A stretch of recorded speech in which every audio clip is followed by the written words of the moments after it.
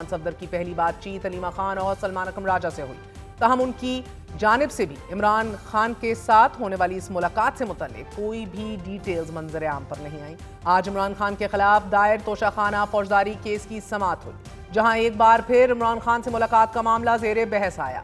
Case کی سماعت chief justice supreme court یحییٰ افریدی اور جسٹس شاہد بلال حسن پر مشتمل 2 رکنی بینچ نے کی۔ گزشتہ روز عدالت نے عمران خان کی جیل میں حالت اظہار کے بارے میں رپورٹ مانگی تھی۔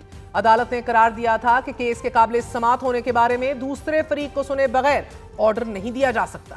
دوران سماعت عدالت نے ریمارکس دیے کہ ہم سلمان صفدر کو فرینڈ آف دا کورٹ مقرر کر رہے ہیں، ہمیں سلمان صفدر پر مکمل اعتماد ہے۔ سپریم کورٹ نے ایڈوکیٹ سلمان صفدر کو ہدایت دی کہ وہ جائیں اور عمران خان کی جیل میں حالت کے بارے میں تحریری رپورٹ دیں۔ عمران خان کو دستیاب سہولیات کے بارے میں بھی تحریری رپورٹ دیں۔